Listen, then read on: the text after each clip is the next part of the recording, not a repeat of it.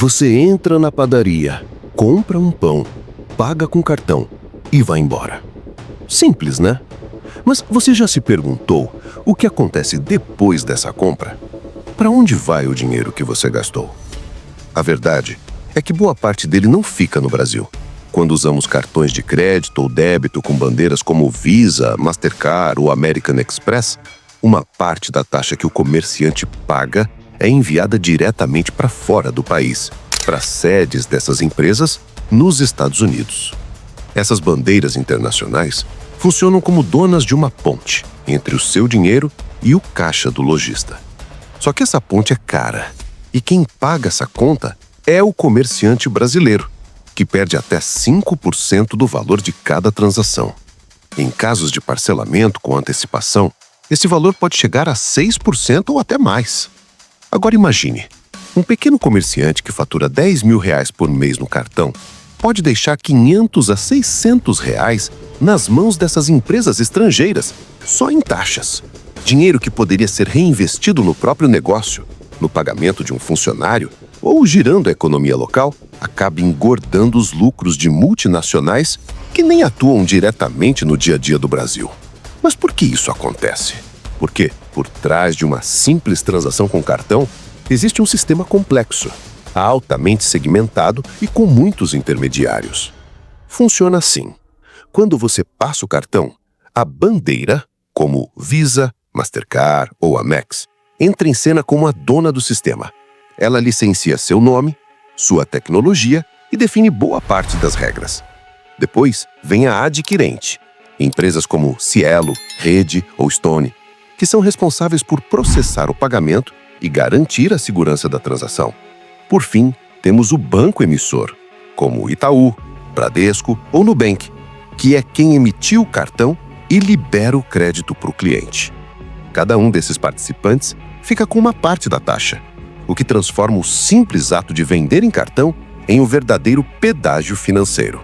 Esse modelo, criado nos anos 1950 nos Estados Unidos, foi uma inovação em seu tempo, conectando compradores e vendedores em um sistema confiável. Mas os anos passaram, a tecnologia evoluiu, e o que antes era modernidade, hoje se mostra um sistema ultrapassado, concentrador de lucros e desigual. Um sistema onde o comerciante brasileiro trabalha aqui, paga impostos aqui e emprega gente daqui, mas é forçado a dividir parte do seu faturamento com empresas sediadas lá fora. Essa estrutura pesada e cheia de intermediários sobrevive porque movimenta bilhões de reais todos os meses. Mas o povo brasileiro começou a se cansar. Cansar das taxas, da demora para receber o próprio dinheiro, das exigências para usar um sistema que, em última análise, favorece mais os de fora do que os de dentro. Foi nesse cenário que surgiu algo novo, simples, direto e acessível. Lançado em 2020 pelo Banco Central do Brasil, o Pix chegou de mansinho, como mais uma opção entre tantas. Mas bastaram alguns meses para que ele se tornasse um dos maiores fenômenos de inclusão financeira da história do país. Por quê? Porque o Pix fez aquilo que ninguém esperava. Quebrou as correntes de um sistema engessado, caro e dominado por interesses de fora.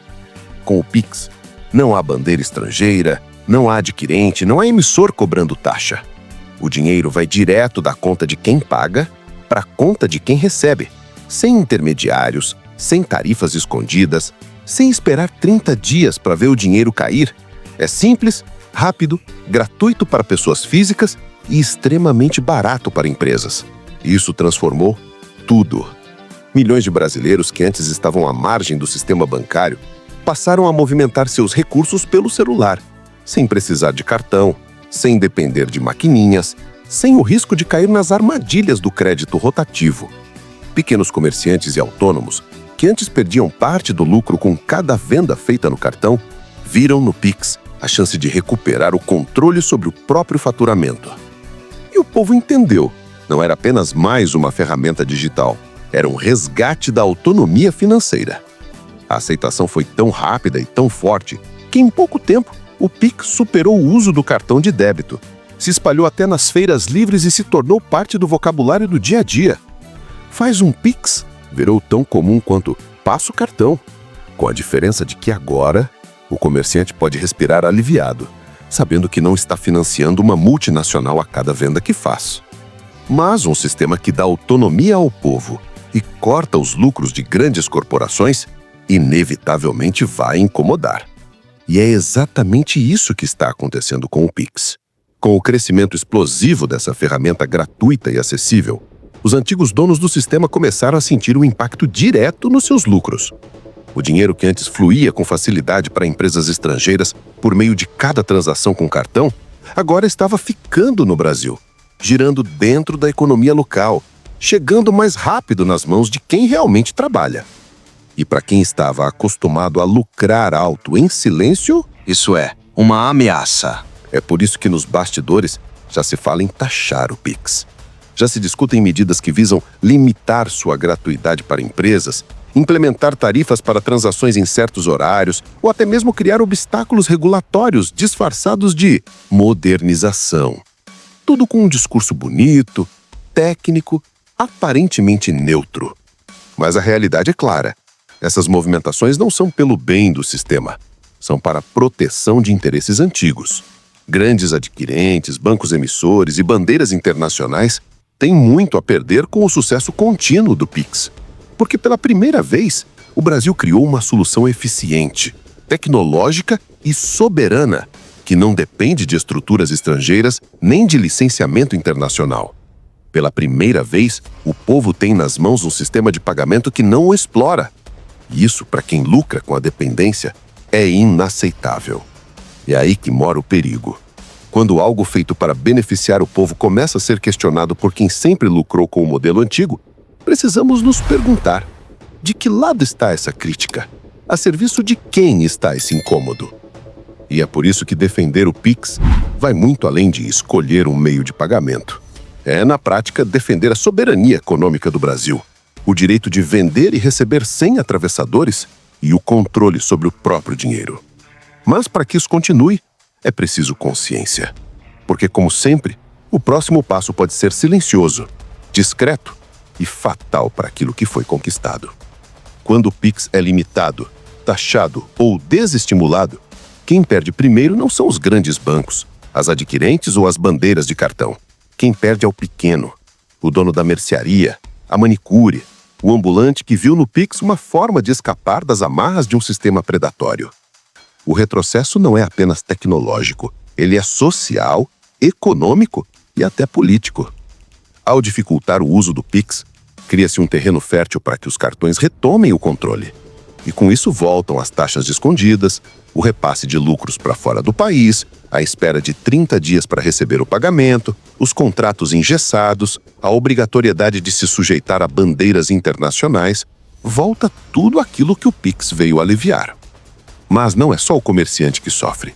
O próprio consumidor também é afetado. O preço final dos produtos tende a subir, porque afinal o lojista vai tentar compensar os 5% que perde em cada venda com cartão. E assim, o custo da compra sobe para todo mundo, silenciosamente. E adivinha, quem mais sente no bolso é quem tem menos. Essa lógica de concentração, onde poucos ganham muito e muitos ganham pouco, é justamente o que o Pix rompeu. Foi uma quebra de padrão que deu voz e poder a quem antes não tinha. Foi o Brasil criando sua própria solução, sem precisar importar tecnologia, pagar royalties ou depender de agentes externos. Por isso, quando falamos de preservar o Pix, não estamos falando só de um sistema de pagamento. Estamos falando de autonomia, de liberdade econômica, de justiça financeira, de um passo real rumo à soberania. E agora que você entendeu como funciona esse sistema, fica claro que o Pix não é apenas um avanço tecnológico. É uma resposta histórica a décadas de exploração financeira disfarçada de conveniência. É o povo encontrando um caminho mais justo, mais direto, mais nosso. E justamente por isso, ele incomoda tanto. Se essa reflexão fez sentido para você, compartilhe esse vídeo com alguém que ainda não percebeu o que está em jogo. Deixe seu comentário aqui embaixo. Você também sente que o Pix te deu mais liberdade? Já deixou de usar o cartão por causa das taxas? Queremos ouvir a sua experiência. E claro, Se inscreva no canal Curiosidades da História. Aqui a gente não fala só do passado. A gente entende o presente com olhos críticos e mostra como as decisões de hoje também escrevem a história de amanhã. Porque toda escolha econômica, por menor que pareça, é uma peça importante no grande tabuleiro da nossa independência. E quem entende isso, participa conscientemente da história que está sendo escrita agora.